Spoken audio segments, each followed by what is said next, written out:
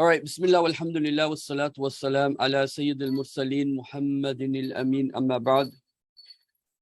Ya ayuhan nas, inna khalaqnakum min nafsin wahida, wa khalaqna minha zawjaha, wa batha minhuma rijalan kathiran wa nisa'a, wattaqullaha alladhi tasa'aluna bihi wal arham, inna Allaha kana alaykum raqiba. Sisters, you can hear me? Okay. So today, inshallah, I'll be discussing the macro and the micro of marriage. Now, this is going to be a little bit scary, but it is necessary. So that's why I'm going to do this. For those of you that are online, I'm going to share with you this document. Okay, the first document that I want you to look at, all of you, is the 5 stages of marriage. Do you see that? The summary of stages? Do you all have that? Okay.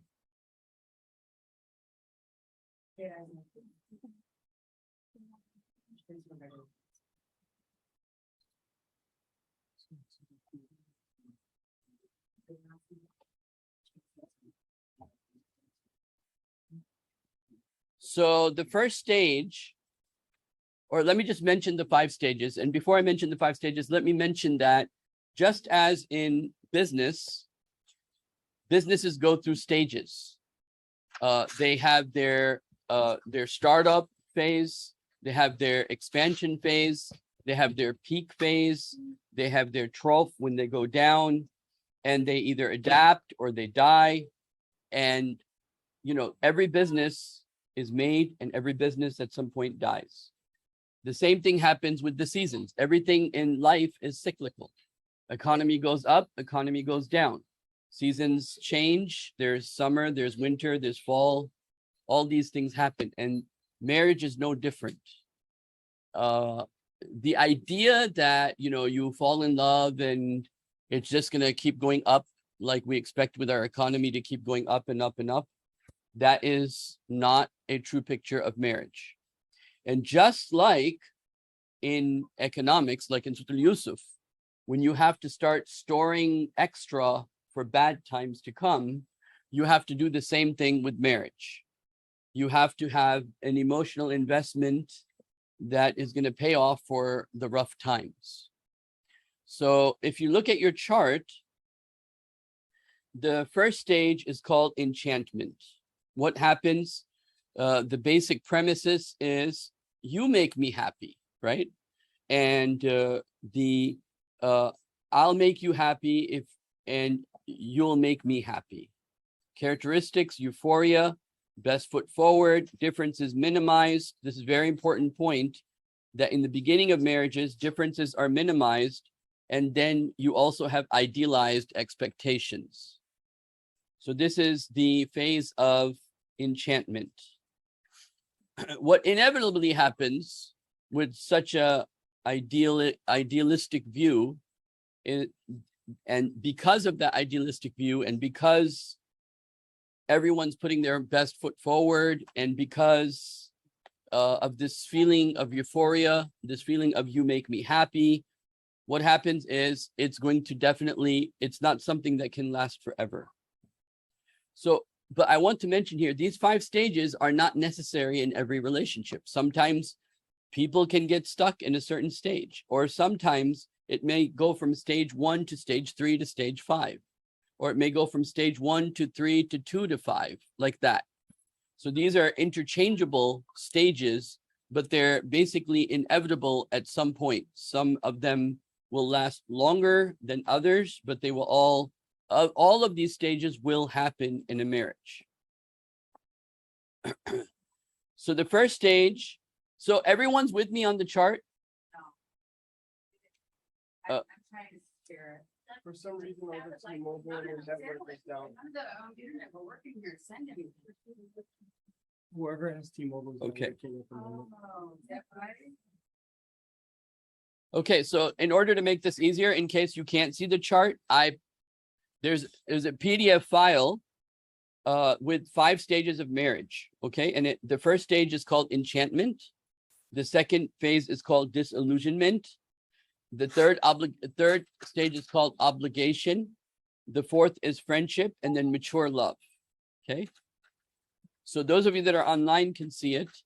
And what is generally the result that when people see this chart and they realize, oh, marriage is really like seasons, or marriage is really like an economy that goes up and then goes down and then kind of like tapers off in the middle at some point.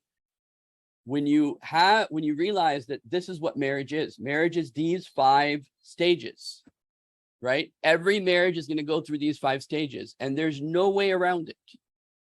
There's no way around it. So in the beginning is enchantment. Enchantment is a stage where you're with your spouse and you feel happy being with your spouse. You have very idealized expectations. You don't care about the bills necessarily. You're always putting your best foot forward. Your differences are minimized. You make me happy, I make you happy. This type of attitude is there in the beginning. Okay. So every marriage is going to go through these stages. There's no marriage that's not going to go through these stages. They may differ in how long a certain season will live or how short a season will live, but every marriage will go through these stages. Okay. So the first stage that I talked about is called what? Enchantment. And in that, this is now the macro picture. So just because I saw some new people coming, I'm going to mention again that what I'm trying to do today is to give a macro picture of marriage and a micro picture of the marriage. So you're looking at the universe, but you're also looking at the atoms and the molecules. So what are the atoms and the molecules of a relationship? And what is marriage in its big picture? So what we're looking at right now, the 5 stages of marriage, this is the big picture. So the first stage is enchantment. That's a phase where you want to be together, you like to be together, your differences are minimized, you're always putting your best foot forward, you have dopamine, serotonin, euphoria at its peak when you're with each other. However, what is bound to happen is with such high expectations, reality hits. And after reality hits, after enchantment, the exact opposite happens. And that is called the stage of disillusionment. Okay. And it's your fault I'm not happy phase. Okay. Because people have such a very high expectation. And a lot of times, well, this is going to become longer than what I meant it to be. But a lot of times, people feel this other person was going to make me happy. And the reason that happens is because we didn't work on ourselves enough. And that'll come up as we talk about that. So the first phase is you make me happy. The second inevitable phase is disillusionment, which is it's your fault I'm not happy. Sometimes it becomes a tit for tat type of phase because you're blaming your spouse for your lack of happiness. And so there's disappointment, there's blame. And of course, with blame, there's always guilt and shame, which comes at many different levels. The differences then are exaggerated. So in the beginning of marriage, where the differences are minimized, then after the reality hits, and this is important because as we have kids, we have to prepare our kids not for just the enchantment phase, right? We have to prepare our kids for the disillusionment phase and how they're going to handle themselves at that point. Because it's going to inevitably happen, even if you're with the best person, but the expectation of even the best person is going to break at some point, right? So enchantment and then disillusionment. And I wish you had the chart in front of you because those patterns that they show in terms of structures, those are, they give a picture in your mind. Unrealistic expectations. Now, after, what was the first phase? Enchantment. And enchantment will lead to what? Disillusionment. Now, there's a phase, if you're smart, in enchantment, where you see your marriage going into disillusionment, a disillusionment. So you'll be able to catch yourself sometimes that you're beginning to now blame your partner, the same partner that you were very happy with. Now you are beginning to blame them. That's a very natural shift, but you need to be aware of it as it's happening to understand that you're going from one extreme to the opposite extreme. The third stage that happens in marriage is called obligation. I could be happy if you were different or if you would change. Now, we've all seen that phase where, and people do in this obligation phase, people become comfortable. They know the person, but they just wish that if you just changed a bit, if you just behaved differently, I wouldn't be upset if you won't be upset. Because remember, the reaction is happening from both sides, right? So when one partner is in a state of enchantment, the other partner is also in a stage of enchantment.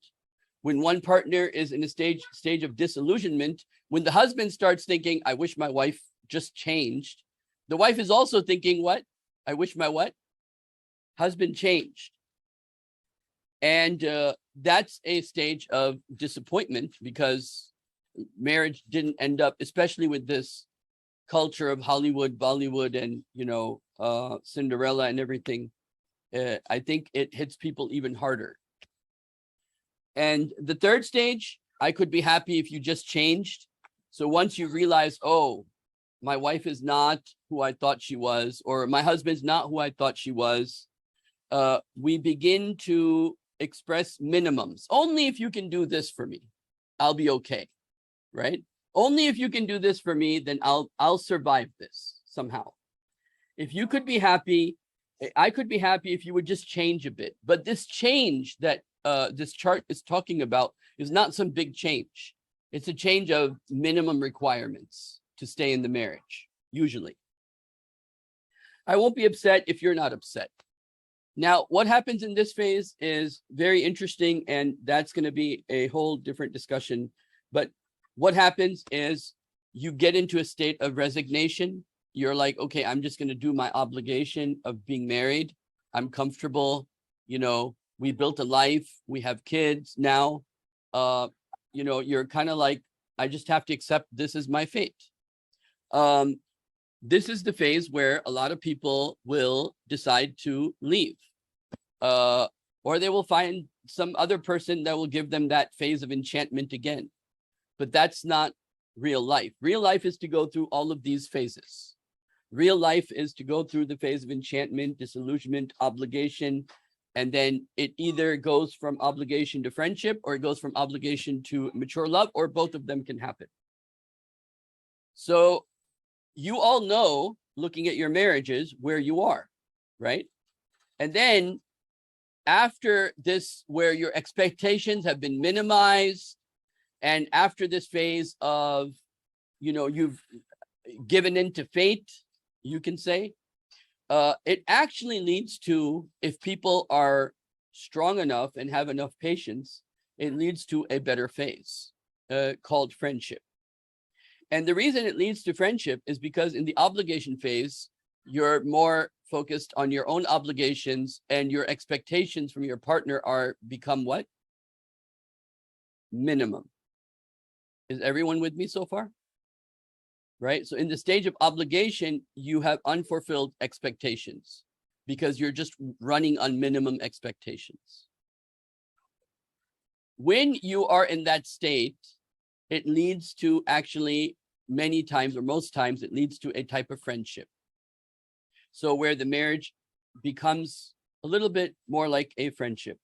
I'm responsible to make myself happy. This is the phase. I hear a lot of women say this, or I hear a lot of brothers sometimes say it too, but more I hear this from the women.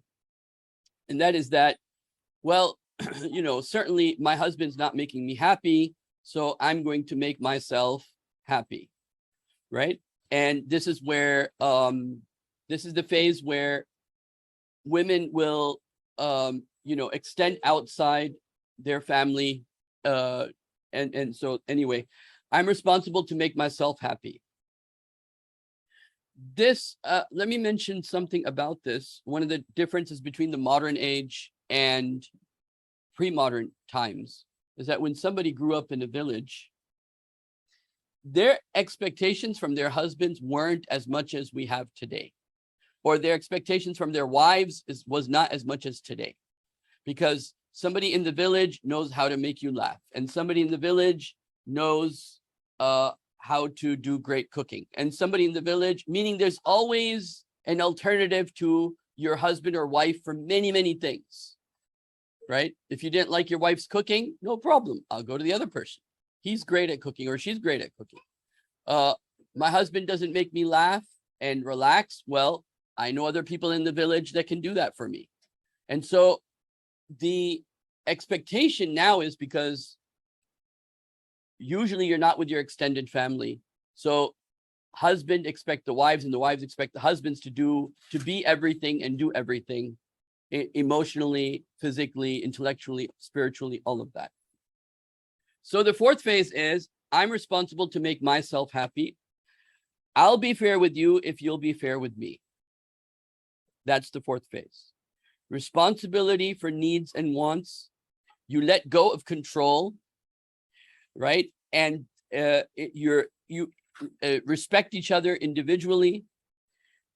Fairness and agreements. You begin to negotiate rather than I want this, or the spouse will say I expect this from you, or I want this from you. You get into a state where you're just negotiating with each other in the stage, like friends do.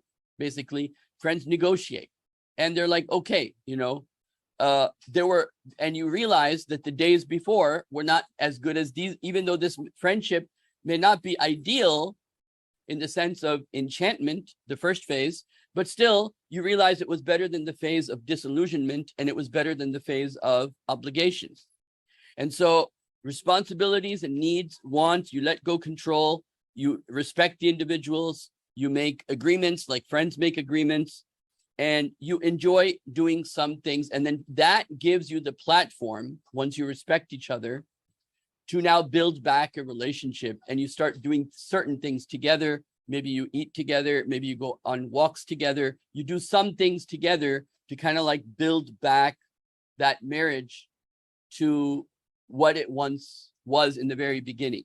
But it's definitely better than what was after the enchantment phase. Okay. And then you have mature love. Mature love is happiness comes from giving and supporting you. Now, this, not everybody reaches this phase, but this is the phase where you can say a type of ihsan, okay? A phase of I accept you for who you are. I know you're always going to be lazy, and I accept that. Or I know you're never going to, pick up the garbage, and I accept that. Or whatever it is, right? You're no longer going to fight about things that are going to be just a waste of your emotional emotional account, you can say. All right. You get back close to the phase of enchantment and joy, and differences, instead of looking at them as negative things. In the mature love phase, you begin to see differences as actually something that you respect.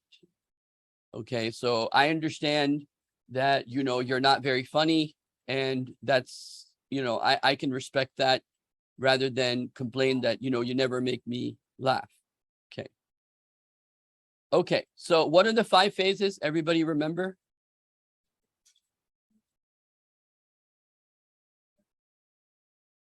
Okay, so now I want everybody, because I want this to be as practical as possible also. So I want everybody to take a look and see where you think you are in your marriage in this chart. And except for Miada.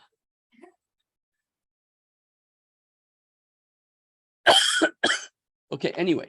So and then also take this chart to your spouse and ask them to tell you where that your spouse thinks you are in your marriage in this chart. And that should be, so one of your first homework is to discuss where you are in your marriage. Okay. This is the big picture. This is the macro picture. Where are we in our marriage? Are we still in enchantment? Are we in disillusionment? Are we in obligation? Are we in friendship? Are we in mature love? But it is also something to have a discussion of not only where you are, but how you want to move forward, right? Looking at what mature love looks like, that should be a discussion that husband and wives should have, which is, okay, what is mature, this is what mature love looks like, and how do we get there? You'll never go back to the phase of enchantment, because that dopamine and euphoria and serotonin, all those, that's never gonna really happen. Okay, and it's not supposed to happen. Okay, so now let me see if I can now go to the other chart. So this is the macro picture. Now let me give you the micro picture of the same. Yeah, you can ask a question, I guess. So this is usually where people break. It's hard to say which one is worse if you look at it from that perspective, but they both require a lot of sabr. It depends on if you give in to fate or not. If you don't give in to fate, then disillusionment will be worse. Meaning that's if you get into the phase of, okay, this person's not who I thought I expected, and then so right after, so you can say enchantment and then disillusionment. Now I know people say the first 2 years are the hardest. That may be true in some ways, but when we're looking at the universe of marriage, it actually follows these stages. So now I want to go to the opposite of the macro picture, which is the micro picture.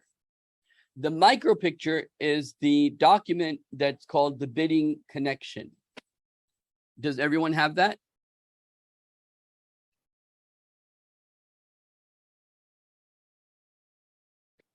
You guys see the bidding PDF, bidding connection? Do you see it? Yeah. Okay. So now what we're looking at is every little minute interaction. Every little minute interaction. So we saw the big picture, right? From beginning to mature love. So that's the whole life.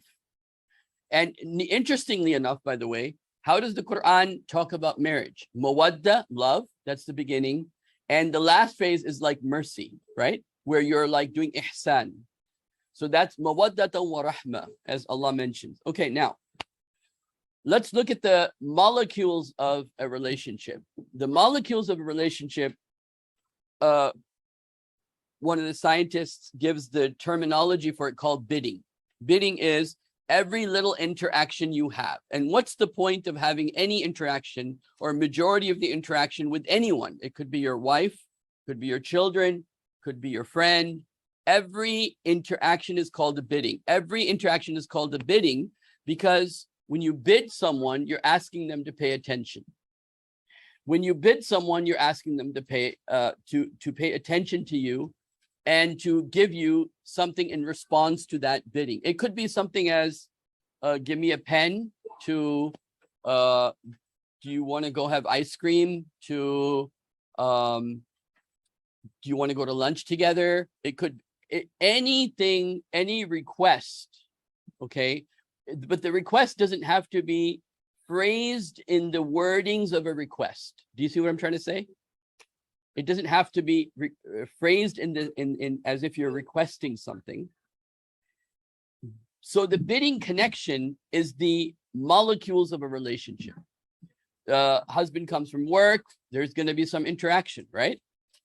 Well, the wife is going to want something, the husband's going to want something. So those interactions are the molecules of a relationship. And there's absolutely, as much as you can say what data shows us, and you'll see this even from the Prophet ﷺ, but what we see in terms of relationships It's these biddings. It's these micro interactions. It's not like, oh, we went to some vacation and we got time off that makes the marriage really work in the long term. It can help short term, but long term, it's these biddings. It's these small interactions that you have with anyone for that matter. It could be with your wife, could be with your children, anyone that you have a relationship with in which there is a type of bidding, right? Now, there are different responses to this, which we'll talk about in a second, but almost every interaction is a bidding, is a request of some sort, right? What time will you be back? How long will it take? Right? These seem like to us, at a mundane level, these are just questions, but these are not questions. Every interaction is actually a request. Okay? And so they can't be just dismissed. Now, guys tend to dismiss every small interaction very easily. Girls don't, meaning women don't as easily. Okay? And they take it a lot more seriously. Every interaction is an opportunity or a missed opportunity, meaning to either everyone has an emotional bank account. And so either I'm going to do something at that bidding. Let's say somebody says to me, can you not go downstairs to the den for 5 minutes? Well, that's a request.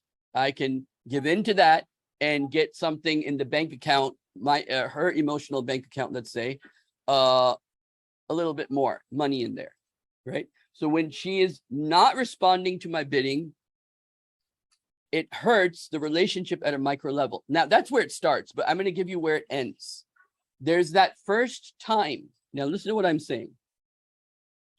There's that first time that for some reason, because when you're in the enchantment phase, what's happening to the bidding? Can somebody tell me what you think? Yeah, they can't wait till they talk. And they can't wait till they please each other, right? But then one day something happens. Let me give you an example. I'll give you a textbook example. Let's say she's working and she's upset because her boss is upset and she's just upset. And now I come home and usually I'm used to, in my bidding, right? In my interaction, I'm used to a certain response. But for some reason, today, she's not responding the way I know that she would usually what? Respond. Or it could be a he, right? That is those moments that begin to change the marriage little by little. It's when people don't respond to your bidding the way you were expecting, right? You could have said, can you mail this letter? Or you could have, somebody could have come from work and they're really tired. And usually they chit chat and talk and make you laugh. And now all of a sudden he's tired and he's stressed and he's not talking and he's giving one-word answers, or she's giving one-word answers, and you didn't really, you're like, what's wrong? Now you get angry. And so now you also, in your bidding, in your requests or lack of requests, you're also now reacting to that. So it starts, things begin to change at a very micro level. Okay. So keep in mind the macro picture and then keep in mind the micro picture, right? If, for example, like I'll give you an example, a lot of couples, they just stop asking. Why do they stop asking? Why do they stop bidding? Because it just leads to more problems. Meaning it just leads to more problems from their perspective, right? He never does anything I say. You probably will hear sisters say this. He never this, or he never that. Have you ever heard that, sisters? Right. So that, I'm not necessarily saying that's bad. I'm just saying recognize it for what it is, right? Because if you say he never such and such, well, even if it's true, but what it's changing the micro interactions, because now you're putting the person in a defensive mode, which we're going to talk about as we continue, inshallah. Okay, so when he or she is not responding to my bidding, it hurts the relationship at a micro level. It leads to arguments because now he has to respond, right? Or she has to respond. She was really nice yesterday. You were really nice yesterday, but today you're not as nice. Well, that's going to have a reaction. leads to arguments instead of having conversations that are needed. Bids and counter bids. Negative bids are like atoms of emotional world. So when bidding is going well, it's like a ping pong game. You've all seen ping pong, right? So the one side throws the ping pong, the other returns it, and then it goes back and forth. And it's a really long ping pong game where for 5-6 minutes, they're just throwing the ball back and forth, and everything is really smooth and it looks really good. A bad ping pong game is where the server doesn't know how to serve and the person that's tossing the ball back doesn't know how to toss the ball back. That's because the bidding, the micro interaction that's happening is being either misread, or you're reacting to what you are considering to be a negative response to your bidding. I will tell you this, studies show that even in normal relationships, if I ask a friend, if I go to Mufti and I say, can I have Pepsi? And he says, no. Okay. What are the chances, do you think, that I'm going to ask him for Pepsi again? Right? It's going to go down completely, right? So the chances of rebid are almost zero. What do spouses do? I asked my husband to do this 10 times. Then what am I going to do now? Not ask what? I'm just not even going to ask anymore. Right? But every bid is actually an opportunity you're giving that person to throw the ball back so we can start playing again. So it comes with an advantage, which is that it's less stressful in a sense, but it comes with a disadvantage because now you're no longer playing. You're no longer requesting, and the trust is being broken. Okay. So a ping pong game that's going well is a good relationship. A chance of rebidding is almost zero. That's why it's so important to have your ears very focused on what is being said. And this especially goes for guys. Have to try harder, okay?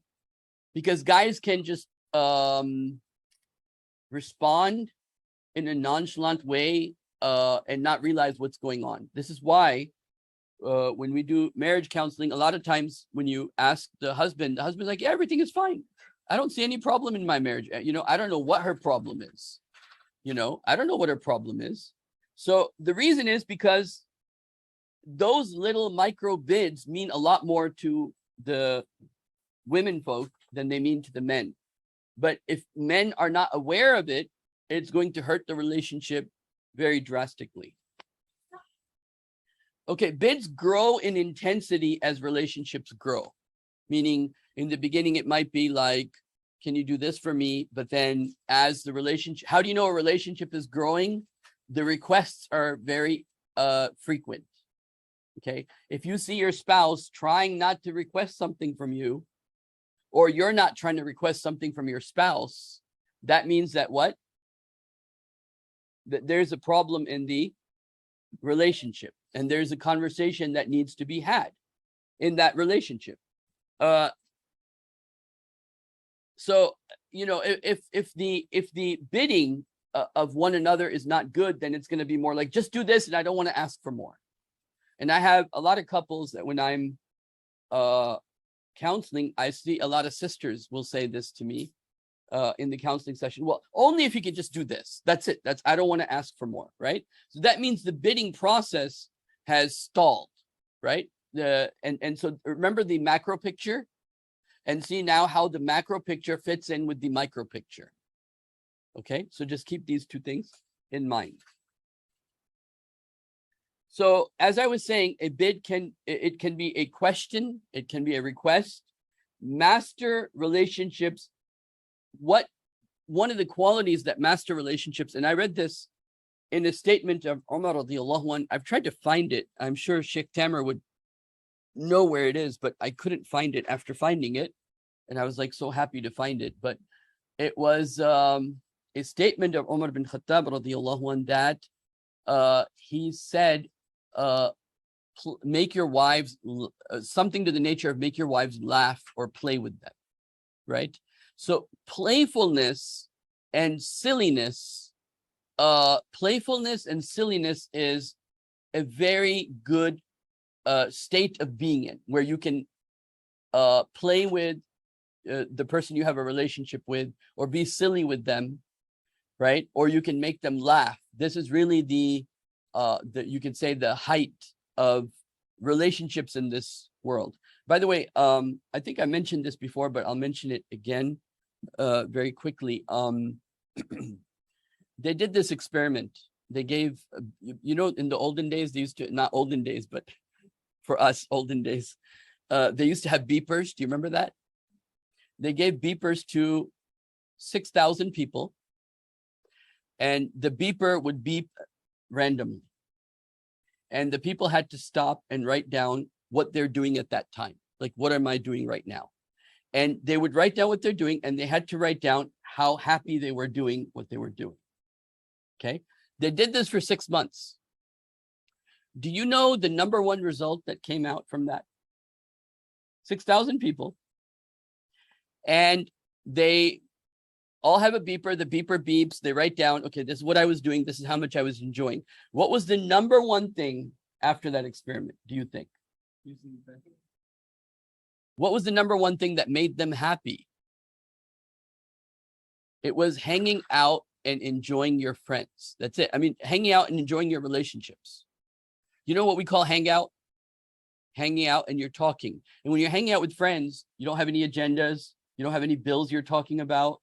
You're not talking about anybody like an employer. Did you do this? Did you do this? Did you throw out the garbage? How good were your grades? None of that, right? You're just talking. So hanging out is the ultimate like fulfillment of a request, in a sense, where you can be and you're just being, and you're just talking about Islam, or you're talking about dunya, or whatever it is. You're just talking and you're just enjoying each other's company. So that's the picture even Quran gives of Jannah, mutaqabilin, that they will be sitting just facing one another, eating and drinking and you know, just enjoying.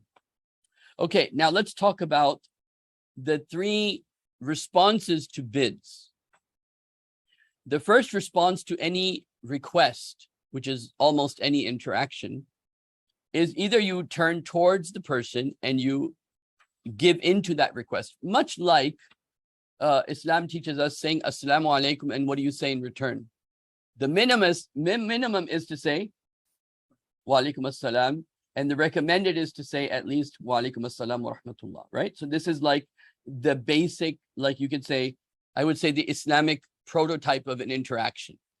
Like one says hello, and the other says hello, how are you? You know, like more than what was given. Assalamu alaikum, wa alaikum assalam wa rahmatullah. So either you're turning towards the bid, the request, or you're turning against. Oh, why would you ask me that? You know, like somebody might say, let's watch the movies. And then the husband responds like, you're always watching movies. I don't know why you do that, right? That kind of like attitude. Or you can turn towards and say, she says, let's watch a movie. And he says, yeah, what would you like to watch? Right? And, or you could say, or she says, let's watch a movie. And he says, I can't believe you brought up the movie again. Or you could turn away, which I've seen a lot of husbands do recently, which is that you basically ignore. You don't even respond. And by the way, what do you think is worse for women? To fight with them or not respond to them? Not responding is worse. You know, so guys think the smart thing to do is not respond. So I'll give you an example. One day I saw a sister talking to her husband, and she said, why don't we do such and such? And he didn't even respond to her. He started talking about a totally different subject. And he did this like 3 or 4 times in front of me with her. So I was like, okay, this is not a good process. This is not going to go well. Now, what is your homework? Your first homework was to sit down with the chart at the macro level and discover what? Which phase of the 5 phases you're on in terms of your marriage. and to discuss that with your spouse, and to see if you're both, and then how you want to move forward, right? Because the classes are every 2 weeks, so I'm thinking homework would be appropriate. What do you guys think?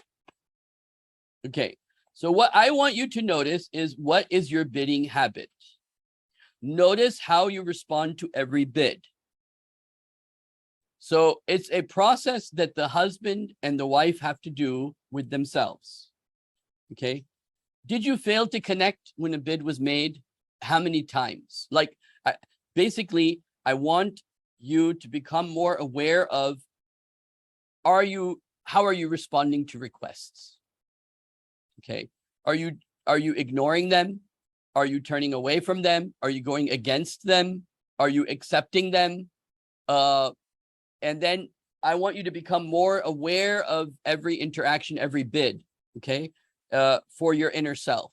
And then see, okay, what can be, and do you see a pattern? So this is what we really like to see or to discover in people is patterns, okay? So do you have a pattern? Do you have a general pattern in how you respond to bids or any requests or any micro interactions? Failure to connect to a bid.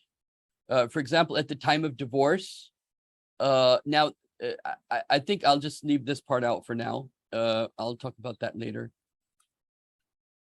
Okay, so one thing about the bid that I said, that it's like a request, or it's a request for attention, but it does have an emotional aspect to it. Okay. A bid is like, please see how I feel. So every micro interaction is like, if I say to someone, and remember, every bid, now this is very important, every bid, every micro interaction you make in your life comes at a risk. What's the risk? Being turned down. That's right. So you say to your friend, let's go for lunch. He says, no, I'm busy. I'll call you when I'm free. Right? So you put every time someone makes a request to you, at some level, they're putting their ego on the line. Right? So every time someone makes a request, this is why I know that many people find this amazing, but from this perspective, meaning I'm looking at it today from this perspective. You remember the famous tradition of the Prophet ﷺ, in which it's said the Prophet never said no. Right? He never said no. So no matter who was putting themselves out, meaning their interaction, their ego on the plate, can you do this for me? Right? The Prophet would never answer by saying no. He may give an alternative, right? Which we see the Prophet doing in many traditions. Somebody asks the Prophet a question and he doesn't say no, but he says, but do this. So bids, every micro interaction is, and what happened but over here I mentioned, who is more aware of micro interactions, men or women? Women. But I'll also tell you this. Who gets hurt more in micro interactions, men or women? Men. If a husband will say no to his wife, she won't necessarily be as hurt as if when the wife says no to the husband. This is why, and I'll bring this back to a point I made in one of my other talks. The biggest need of a man in a relationship is a sense of what? Meada, do you remember? What's the biggest need for a man? Respect. Exactly. Just pretend you're patting their egos, right? Okay. And the biggest need, because of this super, you can say, sensitivity to the micro reactions or biddings that are taking place, the biggest need of a lady is what, Meada? I know that. I'm asking you. Huh? No. The biggest need of a lady is to feel my husband understands me. right? Okay. So now, just like, things happening in cyclical in nature, like there's summer, there's winter, there's fall, there's spring. Just like the story of Yusuf alayhi salatu wasalam, where there's 7 good years followed by 7 bad years. When you are in good times, they say that remember Allah in good times, because then when you're in bad times, Allah will what? Remember you, right? So just like that, if you develop good enough will in good times, then that will help you when you're going through your what? Bad times. So like, I'll give you an example. Sometimes guys tell themselves what? She'll never what? Leave me, right? You ever seen that? She'll never leave me. And then what happens? He's not even trying to develop any goodwill for bad what? For bad times. And what's the result of that? It's not good. So when the times are good, you need to be extra careful that you're not taking things for granted for the times when things will not be what? Yes. Okay. I think that bidding document downloaded on Signal, by the way, guys. What time are we praying Maghrib?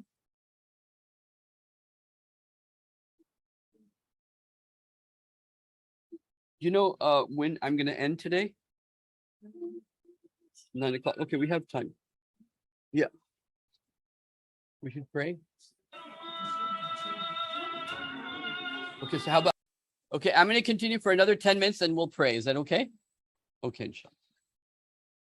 inshallah. Because I wanted to go over some documents and some homework. So everybody remember their homework so far? Okay. The next important point that I want to make is there are 3 responses to a bid. You can either turn towards a bid, turn against the bid, or ignore the bid. We talked about that. But what I want to mention is when women make a request to men and the men ignore the bid, or they go against the bid, or they turn to the bid, versus the other way around. So let's say if the guy makes a micro interaction with his wife in one of the 3 ways that we discussed. And this is important for guys, we may not be aware of our habit in terms of how we respond to requests. But women are very aware and very calculated in how they respond to the requests. Meaning if she's ignoring, it is calculated. And if she is going against it, it's calculated. And if she's going towards the bid, it's calculated. But for men, it may be calculated or may not be calculated because they're just not in tune with that level of micro interactions, right? So like, just as an example, the wife says, do you want to have ice cream? And the guy is honestly just saying, no, I don't, right? Whereas if the wife says, or if the husband says to the wife, let's go to the mall, her answer will be based upon how she's feeling at that time. If she's feeling stressed, or she's feeling upset, or she feels that you're not helping me, so I'm not gonna help you. So women are much more intentional in the messages that they send to the men. Okay. One thing to be aware of that's very, very important is that some people are just negative all the time. You probably heard of the old grouchy man concept, right? The old man that's always grouchy, he's always complaining. So that is something that, again, it's a matter of knowing yourself, and it's very, very important to be aware of. Am I always being negative? Am I always being negative? Like, I'll give you an example. you hear a beautiful qira'at of someone who does a beautiful recitation.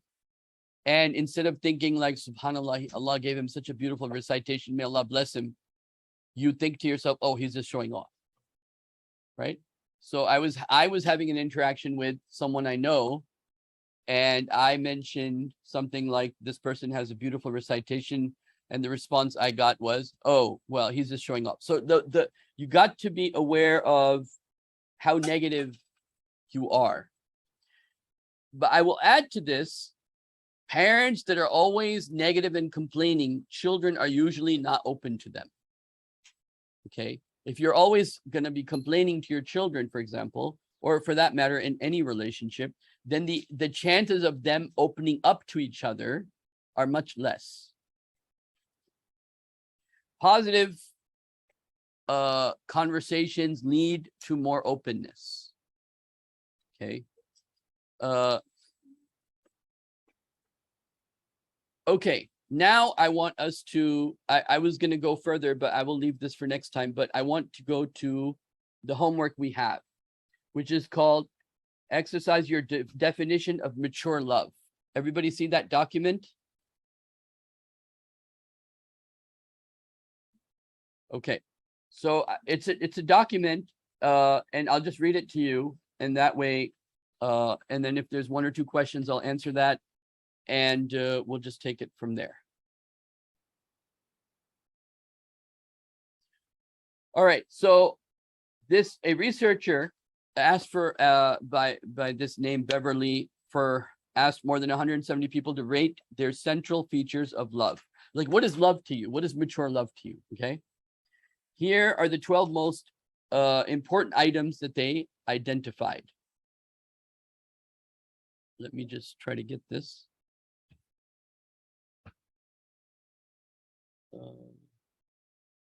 Hold on one second.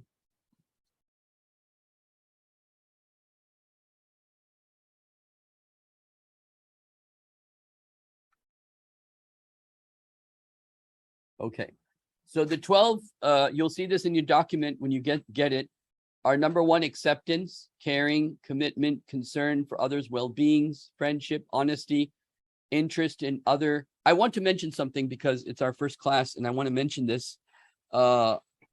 It's very, very important. Women look at every single interaction from this perspective, which is, did you care for me? Do they? Because there's that unusual. Hold on one second. That's very smart, mashallah. So if you go to the store and buy coffee and you didn't get it for your wife, that interaction, the wife is going to ask herself, didn't he think about me? Okay. So the lens by which women look at every interaction is, did he think of me? Or where was I in this picture, right? When you were making these big plans, you're going to invite 12 friends over without asking me, where was I in the picture, right? Okay. Now this document here mentions 12 qualities. So I want you to sit down and rate these 12 qualities: acceptance, caring, commitment, concern for others' well-being, friendship, honesty, interest in other, loyalty, respect, supportiveness, trust, wanting to be with other. Okay, meaning your spouse. Okay, interest in your spouse, wanting to be with your spouse. So if you were to rate these 12, so you ask your spouse to do it. Okay, you rate these 12. I'll rate these 12, and you rate these 12, and let's see how we think differently, right? Question number 2 is, circle your 3 most important attributes and write your own definition of mature love that includes them. So then that's question number 2. You share that with your spouse and discuss it so that you understand each other a little bit better, so that when you're doing your bidding with one another at the micro level, you begin to understand, okay, this person's coming from this perspective. Okay. If you're going through this program, okay, share your lists and definitions with your spouse, with your other. Okay. So this is the other document that I wanted to share with you and is your homework. inshallah, we will end here for today. I hope you found this useful. So what was my intent today? Was to talk about the macro aspect of marriage and how it relates with the micro. So we have the micro interactions and how it relates with the macro picture of the different stages and phases we go through in marriage. Okay, and so we will continue from here, inshallah, next time. أقول قولي هذا أستغفر الله لي ولكم ولسائر المسلمين والمسلمات. السلام عليكم ورحمة الله وبركاته.